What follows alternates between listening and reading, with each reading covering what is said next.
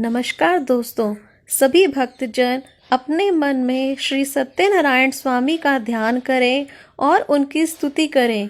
हे प्रभु, हम श्रद्धा पूर्वक सत्यनारायण कथा के द्वारा आपकी उपासना कर रहे हैं। आप इसे स्वीकार कीजिए। आपको हमारा बारंबार नमस्कार है। ओम नमो भगवते वासुदेवाय नमः। बोलो श्री सत्यनारायण भगवान की जय। पहला अध्याय। एक समय नैमिषारण्य तीर्थ में शौनकादि 88,000 ऋषियों ने श्री सूत जी से पूछा, हे प्रभु, इस कलयुग में वेद विद्या रहित मनुष्यों को प्रभु भक्ति किस प्रकार मिलेगी तथा उनका उद्धार कैसे होगा। इसीलिए हे मुनि श्रेष्ठ, कोई ऐसा तप कहिए जिससे थोड़े समय में पुण्य प्राप्त होवे तथा मनवांछित फल मिले। वह कथा सुनने की हमारी इच्छा है। सर्वशास्त्र ज्ञाता श्री सूत जी बोले, हे वैष्णवों में पूज्य, आप सब ने सर्व प्राणियों के हित की बात पूछी है। अब मैं उस श्रेष्ठ व्रत को आप लोगों से कहूँगा जिस व्रत को नारद जी ने लक्ष्मी नारायण से पूछा था और श्री लक्ष्मीपति ने मुनि श्रेष्ठ नारद से कहा था। सो ध्यान से सुनो। एक समय योगीराज नारद जी दूसरों के हित की इच्छा से अनेक लोकों में घूमते हुए मृत्यु लोक में आ पहुँचे। वहाँ बहुत योनियों में जन्मे हुए प्रायः सभी मनुष्यों को अपने कर्मों के द्वारा अनेकों दुखों से पीड़ित देखकर किस यत्न के करने से निश्चय ही इनके दुखों का नाश हो सकेगा, ऐसा मन में सोचकर विष्णु लोक को गए। वहाँ श्वेत वर्ण और 4 भुजाओं वाले देवों के ईश नारायण को, जिनके हाथों में शंख, चक्र, गदा और पद्म थे तथा वनमाला पहने हुए थे, देखकर स्तुति करने लगे। हे भगवान, आप अत्यंत शक्ति से संपन्न हैं। मन तथा वाणी भी आपको नहीं पा सकती। आपका आदि, मध्य और अंत नहीं। निर्गुण स्वरूप सृष्टि के आदिभूति व भक्तों के दुखों को नष्ट करने वाले हो। आपको मेरा नमस्कार है। नारद जी से इस प्रकार की स्तुति सुनकर विष्णु भगवान बोले, हे मुनि श्रेष्ठ, आपके मन में क्या है? आपका यहाँ किस काम के लिए आगमन हुआ है, निसंकोच कहो।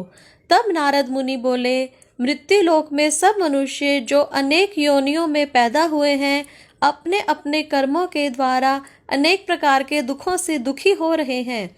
हे नाथ, मुझ पर दया रखते हो तो बतलाइए कि उन मनुष्यों के सब दुख थोड़े से ही प्रयत्न से कैसे दूर हो सकते हैं। श्री भगवान जी बोले, हे नारद, मनुष्यों की भलाई के लिए तुमने यह अच्छी बात पूछी। जिस काम के करने से मनुष्य मोह से छूट जाता है, वह मैं कहता हूँ, सुनो। बहुत पुण्य का देने वाला स्वर्ग तथा मनुष्य लोक दोनों में दुर्लभ एक व्रत है। आज मैं प्रेमवश होकर तेरे से कहता हूँ। सत्यनारायण जी का व्रत अच्छी तरह विधान पूर्वक करके मनुष्य तुरंत ही यहाँ सुख भोग कर मरने पर मोक्ष को प्राप्त होता है। श्री भगवान के वचन सुनकर नारद मुनि बोले कि उस व्रत का क्या फल है, क्या विधान है और किसने यह व्रत किया है और किस दिन यह व्रत करना चाहिए, विस्तार से कहो। भगवान बोले, दुख, शोक आदि को दूर करने वाला, धन धान्य को बढ़ाने वाला, सौभाग्य तथा संतान को देने वाला, सब स्थानों पर विजय करने वाला, भक्ति और श्रद्धा के साथ किसी भी दिन मनुष्य श्री सत्यनारायण की शाम के समय ब्राह्मणों और बंधुओं के साथ धर्म परायण होकर पूजा करे, भक्ति भाव से सवाया दे, नैवेद्य, केले का फल, घी, दूध और गेहूं का चूर्ण लेवे। गेहूं के अभाव में साठी का चूर्ण, शक्कर तथा गुड़ ले और सब भक्षण योग्य पदार्थ जमा करके सवाय पर अर्पण कर देवे तथा बंधुओं सहित भोजन करावे। भक्ति के साथ स्वयं भोजन करें। नृत्य, गीत आदि का आचरण कर सत्यनारायण भगवान को स्मरण कर समस्त समय व्यतीत करें। इस तरह का व्रत करने पर मनुष्यों की इच्छा निश्चय ही पूरी होती है। विशेषकर कली काल में भूमि पर यही मोक्ष का सरल उपाय है। इसी के साथ श्री सत्यनारायण व्रत कथा में प्रथम अध्याय पूर्ण हुआ। बोलो श्री सत्यनारायण भगवान की जय। दूसरा अध्याय। ओम नमो भगवते वासुदेवाय नमः। सूत जी बोले, हे ऋषियों, जिसने पहले समय में इस व्रत को किया है उसका इतिहास कहता हूँ, ध्यान से सुनो। सुंदर काशीपुरी नगरी में एक अति निर्धन ब्राह्मण रहता था। वह भूख और प्यास से बेचैन हुआ नित्य ही पृथ्वी पर घूमता था। ब्राह्मणों को प्रेम करने वाले भगवान ने ब्राह्मण को दुखी देखकर बूढ़े ब्राह्मण का रूप धर उसके पास जा आदर के साथ पूछा, हे विप्र, नित्य दुखी हुआ पृथ्वी पर क्यों घूमता है? हे श्रेष्ठ ब्राह्मण, यह सब मुझसे कहो, मैं सुनना चाहता हूँ।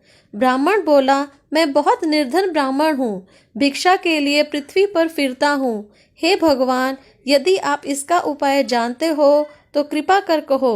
वृद्ध ब्राह्मण बोला कि सत्यनारायण भगवान मन वांछित फल को देने वाले हैं, इसीलिए हे ब्राह्मण, तू उनका पूजन कर, जिसके करने से मनुष्य सब दुखों से मुक्त होता है। ब्राह्मण को सारा व्रत का विधान बताकर बूढ़े ब्राह्मण का रूप धारण करने वाले सत्यनारायण भगवान अंतर्ध्यान हो गए। जिस व्रत को वृद्ध ब्राह्मण ने बतलाया है, मैं उसको करूँगा। यह निश्चय करने पर उससे रात में नींद भी नहीं आई। वह सवेरे ही उठा, सत्यनारायण के व्रत का निश्चय कर भिक्षा के लिए चला। उस दिन उसको भिक्षा में बहुत धन मिला, जिससे बंधु बांधवों के साथ उसने सत्यनारायण का व्रत किया। इसके करने से वह ब्राह्मण सब दुखों से छूटकर अनेक प्रकार की संपत्तियों से युक्त हुआ। उस समय से वह ब्राह्मण हर मास व्रत करने लगा। इस तरह सत्यनारायण भगवान के इस व्रत को जो करेगा वह सब पापों से छूटकर मोक्ष को प्राप्त होगा। आगे जो पृथ्वी पर सत्यनारायण व्रत करेगा वह मनुष्य सब दुखों से छूट जाएगा। इस तरह नारद जी ने सत्यनारायण का कहा हुआ यह व्रत तुमसे कहा। हे विप्रो, मैं अब और क्या कहूँ? ऋषि बोले, हे मुनीश्वरों, संसार में इस ब्राह्मण से सुनकर किस किस ने इस व्रत को किया, हम वह सब सुनना चाहते हैं। इसके लिए हमारे मन में श्रद्धा है। सूत जी बोले, हे मुनियों, जिस जिसने उस व्रत को किया है वह सब सुनो। एक समय वह ब्राह्मण धन और ऐश्वर्य के अनुसार बांधवों के साथ व्रत करने को तैयार हुआ। उसी समय एक लकड़ी बेचने वाला बूढ़ा आया और बाहर लकड़ियों को रखकर ब्राह्मण के मकान में गया। प्यास से दुखी लकड़हारे ने उसको व्रत करते देखकर लकड़हारा ब्राह्मण को नमस्कार कर कहने लगा कि आप यह क्या कर रहे हैं और इसके करने से क्या फल मिलता है, कृपा करके मुझसे कहो। ब्राह्मण ने कहा, सब मनोकामनाओं को पूरा करने वाला यह सत्यनारायण भगवान का व्रत है। इसकी ही कृपा से मेरे यहाँ धन धान्य आदि की वृद्धि हुई है। ब्राह्मण से इस व्रत के बारे में जानकर लकड़हारा बहुत प्रसन्न हुआ। चरणामृत ले और प्रसाद खाने के बाद अपने घर को गया। लकड़हारे ने मन में इस प्रकार का संकल्प किया कि आज ग्राम में लकड़ी बेचने से जो धन मुझे मिलेगा उसी से सत्यनारायण देव का उत्तम व्रत करूंगा। यह मन में विचार कर वह बूढ़ा ब्राह्मण लकड़ियां अपने सिर पर रखकर जिस नगर में धनवान लोग रहते थे वह ऐसे सुंदर नगर में गया। उस रोज वहां पर उसे उन लकड़ियों का दाम पहले दिनों से चौगुना मिला। तब वह बूढ़ा लकड़हारा दाम ले और अति प्रसन्न होकर पक्के केले की फली, शक्कर, घी, दूध और दही, गेहूं का आटा इत्यादि सत्यनारायण भगवान के व्रत की कुल सामग्रियों को लेकर अपने घर गया। फिर उसने सब अपने भाइयों को बुलाकर विधि के साथ भगवान जी का पूजन और व्रत किया। उस व्रत के प्रभाव से बूढ़ा लकड़हारा धन पुत्र आदि से युक्त हुआ और संसार के समस्त सुख भोग कर वैकुंठ को चला गया। इसी प्रकार श्री सत्यनारायण व्रत कथा में दूसरा अध्याय संपूर्ण हुआ। बोलो श्री सत्यनारायण भगवान की जय। तीसरा अध्याय। ओम नमो भगवते वासुदेवाय नमः। सूत जी बोले, हे श्रेष्ठ मुनियों, अब आगे की कथा कहता हूँ, सुनो। पहले समय में उल्का मुख नाम का एक बुद्धिमान राजा था। वह सत्यवक्ता और जितेंद्रिय था। प्रतिदिन देव स्थानों को जाता तथा गरीबों को धन देकर उनके कष्ट दूर करता था। उसकी पत्नी कमल के समान मुख वाली और सती साध्वी थी। भद्रशिला नदी के तट पर उन दोनों ने सत्यनारायण देव का व्रत किया। उस समय में वहां एक साधु वैश्य आया। उसके पास व्यापार के लिए बहुत सा धन था।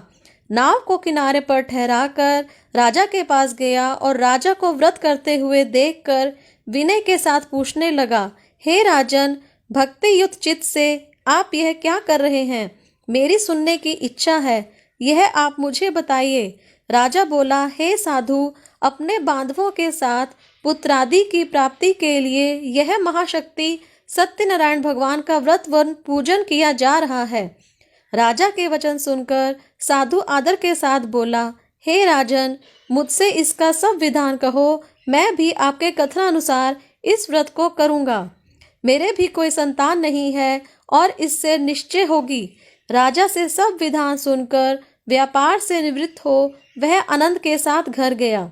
साधु ने अपनी स्त्री से संतान देने वाले उस व्रत का समाचार सुनाया और कहा कि जब मेरे संतान होगी तब मैं इस व्रत को करूँगा।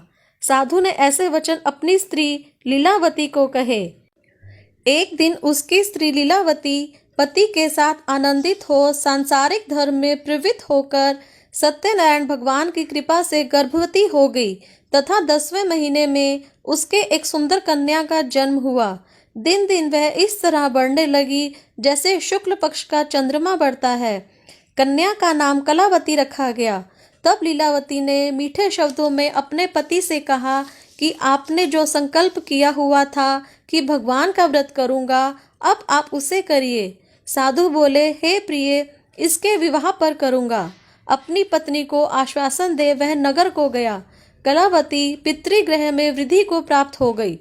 साधु ने जब नगर में सखियों के साथ अपनी पुत्री को देखा तो तुरंत ही दूत बुलाकर कहा कि पुत्री के वास्ते कोई सुयोग्य वर देख कर लाओ। साधु की आज्ञा पाकर दूत कंचन नगर पहुंचा और वहां पर बड़ी खोज कर और देखभाल कर लड़की के वास्ते सुयोग्य वाणिक पुत्र को ले आया। उस सुयोग्य लड़के को देखकर साधु ने अपने भाई बंधुओं सहित प्रसन्नचित अपनी पुत्री का विवाह उसके साथ कर दिया। किंतु दुर्भाग्य से विवाह के समय भी उस व्रत को करना भूल गया। तब श्री भगवान क्रोधित हो गए और श्राप दिया कि तुम्हें दारुण दुख प्राप्त होगा। अपने काम में कुशल साधु बनिया अपने जामाता सहित समुद्र के समीप रत्नपुर नगर पहुंचा और वहां दोनों ससुर जमाई चंद्रकेतु राजा के नगर में पहुंचे और व्यापार करने लगे। एक रोज भगवान सत्यनारायण की माया से प्रेरित कोई चोर राजा का धन चुराकर शीघ्र जा रहा था, किंतु पीछे से राजा के दूतों को आता देखकर चोर ने घबराकर भागते भागते धन को वहीं चुपचाप रख दिया जहां वह दोनों ससुर जमाई ठहरे हुए थे। तब दूतों ने उस साधु वैश्य के पास राजा के धन को रखा देखकर दोनों को बांध कर ले गए और प्रसन्नता से दौड़ते हुए राजा के समीप जाकर बोले, यह 2 चोर हम पकड़ कर लाए हैं, देखकर आज्ञा दें। राजा की आज्ञा से उनको कठिन कारावास में डाल दिया और उनका धन राजा ने छीन लिया। उसी श्राप द्वारा उनकी पत्नी भी घर पर बहुत दुखी हुई और घर पर जो धन रखा था चोर चुरा कर ले गए। शारीरिक व मानसिक पीड़ा से, भूख प्यास से अति दुखित हो अन्न की चिंता में कलावती एक ब्राह्मण के घर गई। वहां उसने सत्यनारायण व्रत होते देखा। वहां उसने कथा सुनी तथा प्रसाद ग्रहण कर रात को घर आई। माता ने कलावती से कहा, हे पुत्री, दिन में कहाँ रही व तेरे मन में क्या है? कलावती बोली, हे माता, मैंने एक ब्राह्मण के घर सत्यनारायण का व्रत देखा है। कन्या के वचन सुनकर लीलावती भगवान के पूजन की तैयारी करने लगी। लीलावती ने परिवार और बंधुओं सहित भगवान का पूजन किया और यह वर मांगा कि मेरे पति और दामाद ही आ जावे और प्रार्थना की कि हम सबका अपराध क्षमा करो। सत्यनारायण भगवान इस व्रत से संतुष्ट हो गए और राजा चंद्रकेतु को स्वप्न में दिखाई दिए और कहा, हे राजन, दोनों बंदी वैश्य प्रातः ही छोड़ दो और उनका सब धन जो तुमने ग्रहण किया है दे दो, नहीं तो तेरा धन, राज्य, पुत्रादि सब नष्ट कर दूंगा। राजा को ऐसा वचन कहकर भगवान अंतर्ध्यान हो गए। प्रातःकाल राजा चंद्रकेतु ने सभा में अपना स्वप्न सुनाया और दोनों वाणिक पुत्रों को कैद से मुक्त कर सभा में बुलाया। दोनों ने आते ही राजा को नमस्कार किया। राजा मीठे वचनों से बोले, हे महानुभावों, भाग्यवश ऐसा कठिन दुख प्राप्त हुआ है। अब कोई भय नहीं, ऐसा कहकर राजा ने उनको नए नए वस्त्राभूषण पहनवाए तथा उनका जितना धन लिया था उससे दुगना धन दिलवा कर विदा किया। दोनों वैश्य अपने घर को चल दिए। इसी प्रकार श्री सत्यनारायण व्रत कथा में तीसरा अध्याय संपूर्ण हुआ। बोलो सत्यनारायण भगवान की जय। चौथा अध्याय। ओम नमो भगवते वासुदेवाय नमः। सूत जी बोले, वैश्य ने मंगलाचार करके यात्रा आरंभ की और अपने नगर को चला। उनके थोड़ी दूर पहुंचने पर दंडी वेशधारी सत्यनारायण भगवान ने उनसे पूछा, हे साधु, तेरी नाव में क्या है? अभिमानी वणिक हंसता हुआ बोला, हे दंडी, आप क्यों पूछते हो? क्या धन लेने की इच्छा है? मेरी नाव में तो बेल तथा पत्ते आदि भरे हैं।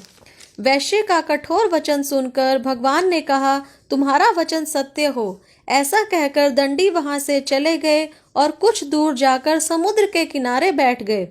दंडी के जाने पर वैश्य ने नित्य क्रिया करने के बाद नाव को ऊंची उठी देखकर अचंभा किया तथा नाव में बेल आदि देखकर मूर्छित हो जमीन पर गिर पड़ा। फिर मूर्छा खुलने पर बहुत शोक करने लगा। तब उसका दामाद बोला कि आप शोक ना करें, यह दंडी का श्राप है, अतः उनकी शरण में चलना चाहिए, तभी हमारी मनोकामना पूरी होगी। दामाद के वचन सुन वह दंडी के पास पहुंचा।